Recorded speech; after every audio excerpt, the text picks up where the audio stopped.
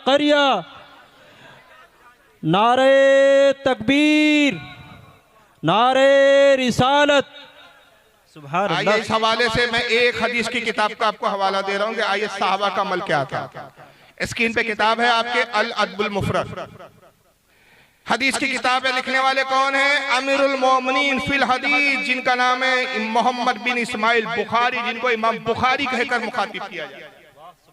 इन्होंने सही बुखारी भी लिखी और एक हदीस की, ये भी उनकी किताब है जिसका नाम है अल अदबुल मुफरद। छपी भी वहाबियों के यहाँ से, सऊदीया से छपी है, दारुस्सलाम। आइए अल अदबुल मुफरद का ये नुस्खा, इमाम बुखारी एक बाब कायम करते हैं। बाब का नाम है मा यक़ूलु रजुलु इज़ा खदीरत रिजलुहु, क्या करे वो शख्स जब उसका पैर सुन हो जाए। क्या कहे वो शख्स, कैसे इलाज करे अपने सुन पैर का, ये इलाज बता रहे इमाम बुखारी, हदीस की हेडिंग लगा रहे। और उस ताल्लुक से फिर हदीस लिखते हैं हदसना अबू नुऐम, हमसे हदीस बयान की अबू नुऐम ने, काल हदसना सुफयान अन अबी इसाका अन अब्दुर्रहमान इब्न साद काल, कहते उनसे हदीस बयान की सुफयान ने, उनसे हदीस बयान की अबी इसाक ने, उनसे हदीस बयान की अब्दुर्रहमान बिन साद ने। अब्दुर्रहमान इब्न साद रज़ियल्लाहु ताला अन्हु सहाबी रसूल है, वो कहते हैं खुदिरत रजुल इब्न उमर, हजरत अब्दुल्लाह इब्न उमर जो सहाबी रसूल है, खलीफा दुआम फारूक आजम रज़ियल्लाहु ताला अन्हु के साहबजादे हैं, जलील कद्र सहाबी है, हुजूर की हदीसों के बहुत बड़े रावी भी है, हुजूर के साथ जंगे भी की, जिहादों में भी शरीक हुए, हुजूर के पीछे बरसों नमाजें पढ़ी हजार, और यहाँ तक के खलवत और जलवत में हुजूर की सोहबत इख्तियार की। हजरत अब्दुल्लाह इब्न उमर का पैर सुन हो गया। ये एक बीमारी होती है जिसमें पैर ऐसा सुन हो जाता है। आपने हॉस्पिटल में देखा होगा, डॉक्टर एक छोटी सी हथौड़ी मारते हैं, कहते हैं दर्द हो रहा है, सुई चुबाते हैं, कहते हैं एहसास हो रहा है, उसमें एहसास पैर में खत्म हो जाता है। कोई उस पैर पे चुमटी ले, इसको काटे, कोई इसको अगर छीले, दर्द ही नहीं होता मरीज को। मरीज चलने फिरने से माजूर हो जाता है, पैर में कोई एहसास और हिस्स नहीं होती। अब्दुल्लाह इब्न उमर का पैर सुन हो गया, बहुत इलाज करवाया, बहुत इलाज करवाया, लेकिन कोई फायदा नहीं हुआ। फ़क़ाला रजुलुन, हदीस के अल्फाज है कि फिर एक शख्स आए, ये भी सहाबी थे, उन्होंने कहा कि मैं इसका इलाज बताता हूँ। इसका इलाज क्या है? आपका जो पैर सुन हो गया और इसका फायदा किसी हकीम से नहीं हो रहा है, उसको रहब्बुन्नासु इलैका, आप उसको मदद के लिए आवाज लगाइए जिससे आप सबसे ज्यादा मोहब्बत करते हैं। सुभान अल्लाह, सुभान अल्लाह, सुभान अल्लाह। कायनात में आप सारे रूए जमीन पर जिस जात से सबसे ज्यादा मोहब्बत करते हैं वो रसूलुल्लाह की जात है, तो हुजूर को आवाज दीजिए, हुजूर को मदद के लिए पुकारिए। और सरकार का विसाल हुए जमाना हो गया, तो रावी कहते फ़क़ाला या मुहम्मदा, या मुहम्मदा, हुजूर की उन्होंने वहीं घर पे बैठे बैठे रोज़े रसूल की तरफ रुक करके पुकारा, या मुहम्मदा। और जब या के साथ मोहम्मदा का लफ्ज आता है, अरबी जानने वाले जानते हैं कि या इस्तिआनत के लिए आता है, हुर्फ नदा है, हुर्फ निदा मतलब पुकारने के लिए, और मोहम्मदा पर अलीफ जो है वो इस्तिआनत के लिए है। मतलब ये होता है इसका, ऐ मोहम्मद मेरी मदद कीजिए, सुभान अल्लाह, सुभान अल्लाह, ऐ मोहम्मद सल्लल्लाहु अलैहि वसल्लम मेरी मदद कीजिए। इमाम बुखारी ने तो इतनी ही हदीस लिखी, लेकिन इमाम तबरानी रहमतुल्लाह अलैहि इस हदीस के बारे में लिखते हैं आगे कि उन्होंने या मोहम्मदा का भी सदा लगाई, निदा की, हुजूर को पुकारा। अभी कुछ ही देर गुजरी थी कि उनका पैर ऐसे ठीक हुआ जैसे कभी सुन हुआ ही नहीं। वाह, सुभान अल्लाह, सुभान अल्लाह, सुभान अल्लाह, या रसूल अल्लाह, या रसूल अल्लाह। किस अकीदे पे हमें चलना है? कौन सी जमात जन्नत में जाने वाली है? सहाबी का अकीदा तो हमें ये पता चल रहा है कि मदद में रसूल को पुकार रहे हैं, लेकिन आज के देवबंदी जमात का मौलवी कह रहा है कि अगर आपने या रसूल अल्लाह कहकर पुकार लिया, अगर आपने या रसूल अल्लाह मदद कह दिया, या रसूल अल्लाह मेरी कश्ती को पार लगाइए कह दिया, तो आप ऐसे पक्के मुशरिक हो गए कि आपका मस्जिद हराम में दाखिला भी मना। तो इन्होंने हमें कुफ्र के फतवे नहीं दिए, हमें मुशरिक नहीं कहा, खुदा की कसम इन्होंने साहबा इकराम को मुशरिक। और जो जमात साहबा को ना माने वो फिर जमात हक पर नहीं हो सकती। इस हदीस को इमाम बुखारी के अलावा बहुत सारे मुहद्दिसीन ने लिखा, जैसे इमाम इब्न साद है 200 हिजरी के इमाम, उन्होंने अपनी किताब तबकात में लिखा इसको इमाम इब्न सुन्नी ने अपनी किताब अमलुल यौम वल लैला में लिखा। हजरत इमाम याहिया बिन माइन जो इमाम बुखारी के उस्ताद है, और इनके उस्ताद इमाम अबू हनीफा इनके दादा उस्ताद है, इमाम यहया बिन माइन रहमतुल्लाह अलैह ने अपनी किताब तारीख में भी इस हदीस को लिखा। इसको हजरत इमाम नववी ने अल-अस्कार में लिखा। इसको इमाम काजी अयाज ने अपनी किताब शिफा में। मेरे पास बहुत सारे हवाले हैं, हत्ता के वहाबी और देवबंदियों की बहुत बड़े अल्लामा गुजरे दो, जिसमें एक इब्ने तैमिया ने भी अपनी किताब अल-कलम तैयब में लिखा। और एक दूसरे देवबंदी और अहले हदीस को बहुत बड़े आलिम माने जाते हैं जिनका नाम शौकानी है। शौकानी ने अपनी किताब तोहफतुज़ ज़ाकिरीन में भी इस हदीस को लिखा। ये खुद अपने मौलवियों की किताबें भी नहीं पढ़ते और कौम मुस्लिम पे शिर्क के फतवे लगाते हैं। और फिर दूसरी तरफ एक सॉन्ग रचते हैं कि हम तो मोहब्बत की बात करते हैं, इख्तिलाफ की बात नहीं करते। ये अजीब इत्तेफाक और इनका इत्तेहाद है। मैं आपके घर आऊं, आपके घर खाना भी खाऊं, आपके घर आराम भी करूं और आप ही के बुजुर्ग बाप को गाली बकूं और फिर कहूं भाई मैं मोहब्बत पेश करने आया हूं, तो आप तस्लीम करेंगे इस बात को? कहेंगे कैसी मोहब्बत है, आप खा रहे हमारा है, रह रहे हमारे और हमारे बुजुर्ग बाप को गाली भी बक रहे हैं, तो ये इनकी कैसी मोहब्बत है कि एक तरफ इत्तेहाद का दावा करते हैं, दूसरी तरफ हमें मुशरिक कहते हैं, हमारे दाखिले हरम में मना कहते हैं, हमारा तकाबुल मुशरिकों के साथ करते हैं, उनके साथ के गाय पीने का मुंह तो पेशाब पीने वाला, और इनमें कोई फर्क नहीं है, दोनों बराबर। इतने शदीद फतवे लगाने के बाद भी तुम कहते हैं मुसलमानों में इत्तेहाद की बात कर रहे हैं। ये ढकोसलेबाजी छोड़िए। आइए एक हदीस और मैं आपको सामने ज़बानी पेश कर देता हूं। फारूक आज़म का दौरे खिलाफत है। हुजूर के विसाल को एक जमाना गुजर चुका है। ये सब रसूल के विसाल के बाद साहबा ने मदद मांगी। ये नहीं है कि जिंदा है तब मदद मांगी, तब या रसूलुल्लाह के नारे लगाए। हुजूर के विसाल के बाद फारूक आज़म का दौरे खिलाफत है। जंग यरमुक हुई, रोम फतह करने के लिए साहबा की जमात निकली। आज भी इस मुल्क का नाम रोमी, बहुत ताकतवर, पावरफुल, सुपर पावर मुल्क था उस वक्त। रोम की हैसियत वही थी जो आज पावर में अमेरिका की हैसियत। बड़ा मुश्किल मरहला था। खालिद इब्न वलीद रज़ी अल्लाह ताला अन्हु इस जंग में शरीक है। एक जगह जब जंग हो रही है, इसको इमाम वाक़ती जो जलील क़द्र तबे ताबई है और इनका इंतकाल 207 हिजरी में हुआ। इनकी किताब है फुतुहुश शाम, उसकी जिल्द नंबर 1 है, सफ़ा 96। उस पर हदीस पाक नकल करते हैं कि एक मकाम ये आया कि हज़रत खालिद ने वलीद इस जगह एक जगह के सिपा सालार थे फौज की टोली के, खाने पीने का अनाज खत्म हो गया। तो आपने एक सहाबी है शर्जिल बिल हसना, उनसे कहा कि जाओ पास में कोई गांव या कोई शहर वगैरह तलाश करो और जहां अनाज वगैरह जिस कदर भी मिलता हो उस अनाज को ले आओ, जितना खरीद सकते हो अनाज। शर्जिल बिल हसना रज़ी अल्लाह ताला अन्हु 100 सहाबा की जमात को लेकर निकले और वो 100 सहाबा में सब ताकतवर, बहादुर और अपने वक्त के जर्नल थे। ये बहादुरों को ले जाने का मकसद ये था कि अनाज लेकर आएंगे, कई दुश्मन इस अनाज को लूट लेंगे। इत्तेफाक से रूम के बादशाह के जासूसों ने रोम के बादशाह को खबर दी कि 100 सहाबा, 100 मुसलमान गांव में एक तरफ आए हुए हैं और अनाज की खरीदारी कर रहे हैं। अगर इनको घेर के मार दिया जाए मुसलमानों की ताकत कमजोर हो जाएंगी, इसलिए कि ये अपनी अपनी फौजों के जर्नल है, इनकी रीढ़ की हड्डी टूट जाएंगी। रोम के बादशाह ने 1000 सिपाही उनको मारने के लिए भेजे। ये तादाद में 100 थे और मारने के लिए जो फौज आ रही है वो कितनी थी? 1000। मुकाबला 10 गुना था। आप अंदाजा लगाइए 1000 पे 100 लोग फतेह नहीं पा सकते। मगर साहबा का अमल देखिए, साहबा की सुन्नत देखिए, साहबा का तरीका देखिए। रसूलुल्लाह ने क्यों कहा कि जो मेरा अकीदा मेरे साहबा का अकीदा वही जन्नती जमात है। इन 1000 लोगों ने इन साहबा को घेर लिया। अब जंग शुरू हुई। शर्जिल बिल हसना जो साहबी रसूल है, उन्होंने देखा कि हम 100 हैं, ये हमसे 10 गुना ज्यादा है, हम इन पे काबू नहीं पाएंगे, ये हम पर हावी हो रहे, ये हम पर गालिब आ रहे, हम लोग कत्ल हो जाएंगे। अब ऐसे मौके पे जब देखा कि मौत करीब है, उन्होंने क्या किया? हजारों मील का फासला है रोम के अंदर, जंगे यरमुक के मौके पर हजरत शर्जिल बिल हसना एक अलग मैदान में, एक अलग जगह, हजारों मील का फासला है मदीने और उसके दरमियान में, उन्होंने अपने घोड़े का रुख रसूलुल्लाह के रोजे की तरफ किया। और इमाम वाक़ती रहमतुल्लाह जो तबे ताबई है, आज के कोई बरेली के मौलवी नहीं है कि कुछ भी लिख दिया हो आप ये कहकर उस बात की अहमियत को घटा दे। वक्त के तबे ताबई जिन्होंने ताबई को देखा, ताबई वो जिसने साहबी को देखा, इतने करीब के दौर के बुजुर्ग वो लिखते और बयान करते हैं कि हजरत शर्जिल बिल हसना ने रोज़े रसूल की तरफ रुख किया और कहा या नस्रिल्लाही इंजिला, या नस्रिल्लाही इंजिला, या मुहम्मदो, या मुहम्मदो, या मुहम्मदो, या मंसूर उम्मतहु उम्मतहु उम्मता। सुभान अल्लाह, सुभान अल्लाह, बहुत खूब। क्या मतलब हुआ इस अरबी का? या नसरुल्लाह इंजिला, ऐ अल्लाह की रहमत और बरकत हम पर नाजिल हो जा। किसे बरकत करार दे रहे अल्लाह की? रसूलुल्लाह। ऐ रसूलुल्लाह आप तशरीफ ले आइए, ऐ रसूलुल्लाह आप नाजिल हो जाइए अल्लाह की रहमत, क्योंकि कुरान ने कहा वमा अरसलनाका इल्ला रहमतल लिल आलमीन।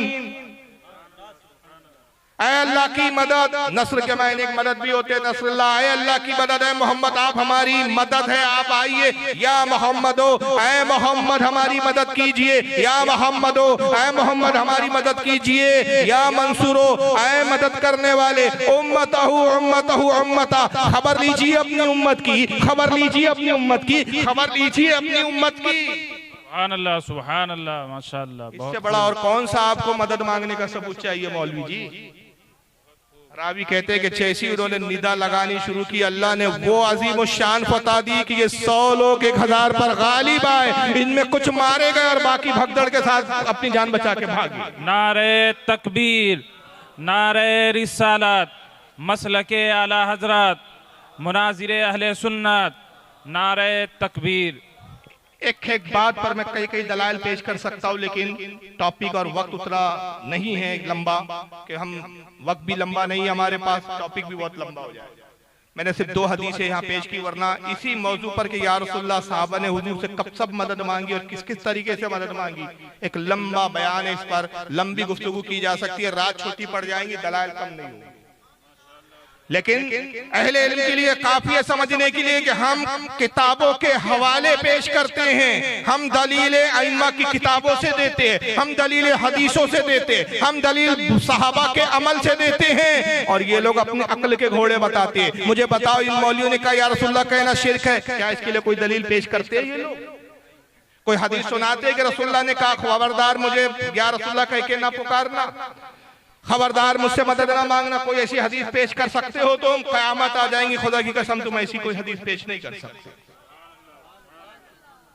आइए साहबा का एक और अकीदा मुलाहिजा करिए कि हुजूर से मरने के बाद साहबा मदद तलब कर रहे हैं। इसका मतलब वो जानते हैं कि हुजूर सल्लल्लाहु अलैहि वसल्लम ज़ाहिरी हयात में अपनी कब्र मुबारक में जलवा गर है, वादे इलाही के तहत एक आन के लिए आपको मौत आई। सुभान अल्लाह, सुभान अल्लाह। हुजूर जिंदा है, और हुजूर जिंदा है, अपनी उम्मत की सदाओं को सुनते भी हैं।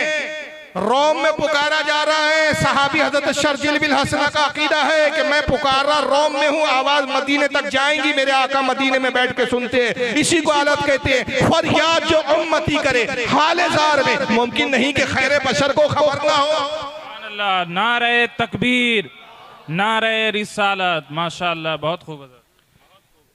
तो सहाबा का यहाँ 2 अकीदे पता चले कि हुजूर से मदद मांगना भी जायज समझते थे, हुजूर को जिंदा समझते थे, तभी तो पुकार रहे थे। मगर आइए इन बदबख्तों का अकीदा क्या है, जरा इन मौलवी साहब को सुन लीजिए। ये फसीउद्दीन हैदराबादी है इनका नाम। मेरे नबी मोहम्मद अरबी सल्लल्लाहु अलैहि वसल्लम अपने आप को शिफा नहीं दे सकते। नबी सल्लल्लाहु अलैहि वसल्लम के बारे में मैं ये कहूंगा आपके सामने कि नबी मोहम्मद सल्लल्लाहु अलैहि वसल्लम, रसूल मोहम्मद सल्लल्लाहु अलैहि वसल्लम, उनकी कब्र मुबारक में जिंदा नहीं है। जब हमारे नबी मोहम्मद सल्लल्लाहु अलैहि वसल्लम उनकी कब्र मुबारक में जिंदा नहीं है, तो फिर दूसरे उम्मती जिंदा है। फिर नबी 2 बातें की, बदबख्त खबीस ने जिंदा है, मरानी है, मैं जिंदों को दिखा रहा हूं, मुर्दों को नहीं दिखा रहा। और इन्हीं के चैनलों पे ये वीडियो मौजूद है, और उनके लिए फिक्र लम्हे फिक्रिया जो कहते हैं कि भाई ये तो बड़े अच्छे लोग हैं, किसी को बुरा नहीं बोलते। अरे ये हमें बुरा नहीं बोलते, ये हमारे नबी को मुर्दा बोलते। जो हमारे नबी की तौहीन करे वो हमारा नहीं हो सकता। वो जमात कभी जन्नती जमात नहीं हो सकती जो खुद गुमराहियत में भटक रही हो। जिनके नजदीक नबी मुर्दा हो, खुदा की कसम उनका अकीदा मुर्दा है, और हमारा नबी जिंदा है, इसलिए हमारा अकीदा भी जिंदा। तू जिंदा है वल्लाह, तू जिंदा है वल्लाह, मेरी चश्मे आलम से छुप जाने वाला। बहुत खूब हजरत, बहुत खूब। अल्लाहु अकबर, या रसूल अल्लाह। जिंदाबाद जिंदाबाद जिंदाबाद।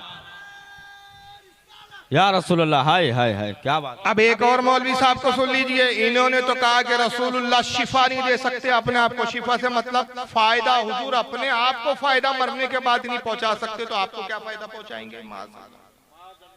इसलिए कि नबी अपनी कब्र में मुर्दा है, जिंदा नहीं है। जब नबी जिंदा नहीं है तो फिर और कोई उम्मती जिंदा होगा? तुम वलियों के बारे में कहते हो गौसे पाक जिंदा है या गौसल मदद, तुम ख्वाजा गरीब नवाज के बारे में कहते हो जिंदा या ख्वाजा अल मदद। अरे जब नबी जिंदा नहीं तो ये कहां से जिंदा होंगे? ये बदबख्त अकीदा इनका ये है। लेकिन आइए इन मौलवी को सुनो, ये कहते हैं जो जिंदा माने वो काफिर है, फतवा लगाते हैं ये।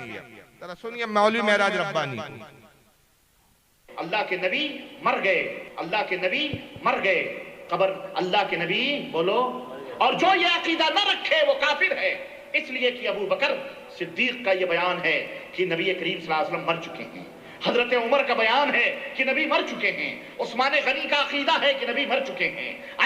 अली का अकीदा है कि नबी मर चुके हैं। फातिमा आयशा अज़वाज मुतहरात का ये अकीदा है कि नबी करीम सल्लल्लाहु अलैहि वसल्लम वफात पा चुके हैं। नबी करीम सल्लल्लाहु अलैहि वसल्लम जिंदा बोलो। जो जिंदा माने वो काफिर है, जो जिंदा माने वो कौन है? वो मुसलमान नहीं है। ये क्या कह रहे हैं? जो नबी को जिंदा माने, अल्लाह के नबी मर गए, जो नबी को जिंदा माने वो काफिर है। दलील अबू बकर सिद्दीक का अकीदा है, हदीस कोई नहीं। जो मुंह में आया ठोक दो, पब्लिक बेवकूफ है, पता है बोले वो तो बोलेंगे मौलवी मौलाना बोल रहे हैं, जुब्बा पहन के बोल रहे हैं, कुब्बा पहन के बोल रहे हैं, सऊदिया का जुब्बा है तो सऊदिया वाला जुब्बा है तो झूठ थोड़ी बोलेंगे। लेकिन यही वो होता है कि जादूगर यही तो करता है, आंखों के सामने ऐसा पर्दा डाल देता है कि समझ में नहीं आता कि शोबदेबाजी है, असल में है कुछ भी नहीं। चल रहा है ना, पर्ची वाले बाबा भी चल रहे, इशारा कर रहा हूँ, ज्यादा हमको क्या जरूरत है उस तरफ बोलने की, इशारा करके गुजर के। अब दुनिया बेवकूफ बन रही है, उसको खुद अपनी खबर नहीं कल क्या खाएंगे। एक तोता लेके बैठा हुआ है, वो आपकी किस्मत के हाल तोते से बताता है। अरे भाई तू क्यों दूसरों के हाल बता रहा? तोते के जरिए अपनी पर्ची निकाल के बता दे कि तू कब अमीर बन, कब तक फुटपाथ पे बैठा रहेगा। लेकिन लोग बेवकूफ बन रहे हैं ऐसे लोगों के पास भी। तो इनको पता है कि हमारी अवाम बेवकूफ है, ठोक दो, कौन पूछने वाला है? भाई अबू बकर सिद्दीक का अकीदा है नबी मर गए, उस्मान गनी का अकीदा है, उमर फारूक का है, मौला अली का है, हजरत सैयदा फातिमा का है, हजरत आयशा का है। अरे मौलवी जी किस किताब में लिखा है? नाम तो बताओ किस किताब में इन्होंने कहा नबी मर गए, मुर्दा हो गए? हमें तो किताबों में अबू बकर सिद्दीक का ये अकीदा मिलता है। अल खसाइसुल कुबरा में इमाम सूती लिखते हैं, हजरत मखदूम सिमनानी लताइफ अशरफी में लिखते हैं, शाह अब्दुल अजीज मुहद्दिस दहलवी बुस्तानुल मुहद्दिसीन में लिखते हैं, हजरत इमाम अस्करी हजरत तारीख दमिश्क में लिखते हैं। एक हवालों की फहरिस्त है, अब्दुल रहमान जामी नफातुल अंस में लिखते हैं। कितने मुहद्दिसीन हैं जिन्होंने हदीसों को नकल किया कि जब सैयदना अबू बकर सिद्दीक के विसाल का वक्त करीब आया तो मौला अली को बुलाया और कहा अली मेरी एक वसीयत है। कहा कहें अमीरुल मोमिनीन क्या वसीयत है? कहा मेरी ख्वाहिश है कि रसूलुल्लाह के पहलू में दफन किया जाए। मैं गार में भी हुजूर का रफीक था, सफर में भी हुजूर का रफीक था, मक्का में भी हुजूर का रफीक था, मदीने में भी हुजूर का रफीक था। मैं चाहता हूँ मौत के बाद भी हुजूरी का रफीक रहूं। अली मेरी वसीयत ये है कि मुझे रसूल के पहलू में दफन किया जाए, गुस्ल आप दे, नमाज जनाजा आप पढ़ाएं, उन्हीं हाथों से गुस्ल दे जिन हाथों से आपने रसूलुल्लाह को गुस्ल दिया है। मगर सुनिए हुजूर की बारगाह में अदब का तकाजा ये है, हक जो है सच्चाई ये है, हकीकत है ये पर मामला मबनी ये है कि आप हुजूर से इस ताल्लुक से पहले इजाजत तलब कर लीजिए। हुजूर का विसाल हो चुका है, मेरी लाश को मेरे जनाजे को ले जाएं और हुजूर से इजाजत तलब करें। अगर हुजूर की बारगाह से इजाजत मिले तो मुझे हुजूर के पहलू में दफन करना, और अगर इजाजत ना मिले तो मुझे आम कब्रिस्तान जन्नतुल बकी में आम लोगों के बीच, आम मुसलमानों के बीच दफन कर देना। रावी हदीस कहते हैं कि मौला अली ने वसीयत पर अमल किया, गुस्ल दिया, नमाज जनाजा पढ़ाई, जनाजा लाया गया, रसूलुल्लाह के रोज़े के सामने रख दिया गया। हुजूर के रोज़े का दरवाजा बंद था। रावी हदीस कहते हैं मौला अली आगे आए, साथ में हजरत उमर थे, दोनों ने एक साथ आवाज लगाई या रसूलुल्लाह अस्सलामु अलैकुम या रसूलुल्लाह। सरकार हम आपके रफीके गार अबू बकर को लाए हैं, हम आपके खलवत और जलवत के साथी अबू बकर को लाए हैं। सरकार ये आपके पहलू में दफन होने की इजाजत चाहते हैं। हुजूर इजाजत है? रावी कहते हमने देखा रोज़े रसूल का जो दरवाजा बंद था खुद ब खुद खुला, कब्र मुबारक से आवाज आई रफीक को रफीक से मिला दो। नारे तकबीर।